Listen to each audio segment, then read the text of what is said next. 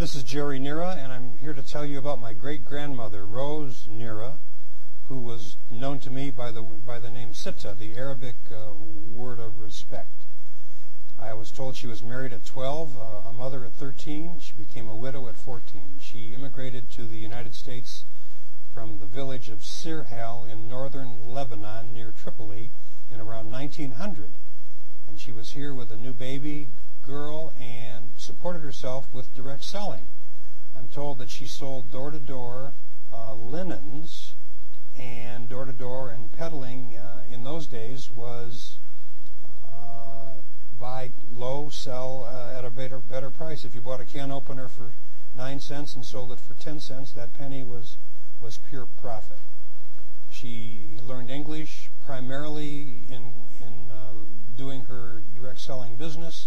She had two things going for her. She was in a Maronite Lebanese neighborhood of the Lower East Side of Detroit, so many of the families spoke Arabic, her native tongue, and she often had my grandmother Teresa as a baby with her, and babies are icebreakers.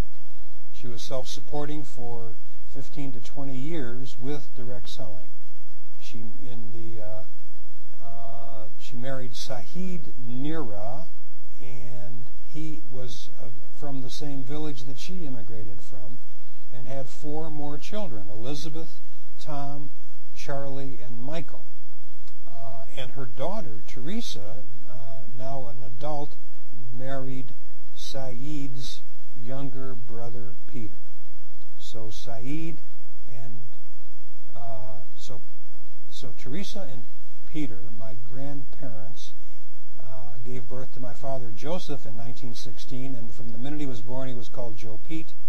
But in 1918 tragedy happened. She bore another child, Edward, and she and Eddie died in the flu epidemic of 1918. So my great-grandmother took Joe Pete into her new family and raised her grandson as if he was another son.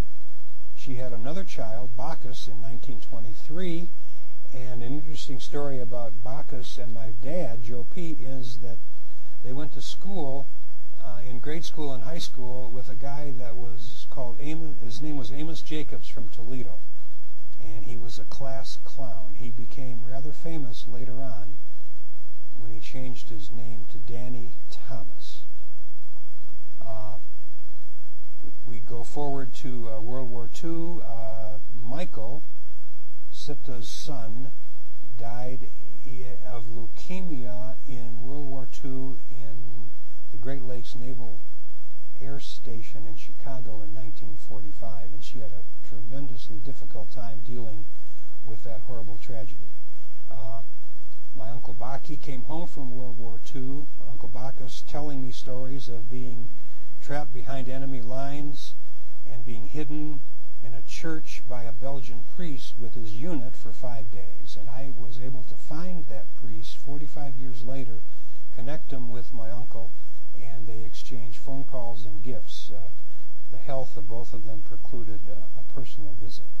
I often would go to Sita's for Sunday dinner, but I remember once being there during the week. A Fuller Brush man showed up, and she gave him a tremendous amount of time and ended up buying a broom from him.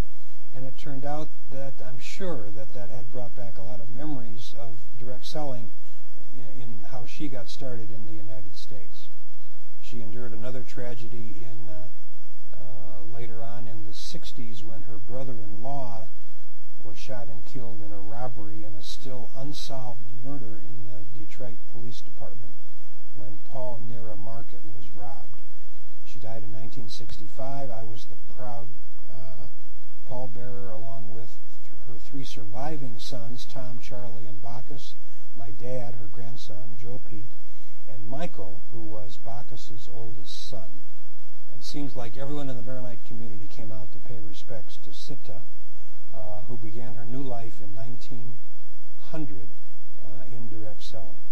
I joined Amway 19 years later as their chief legal counsel, and after serving 9 years, I now have a legal practice devoted exclusively to direct selling. Thanks for listening to my story.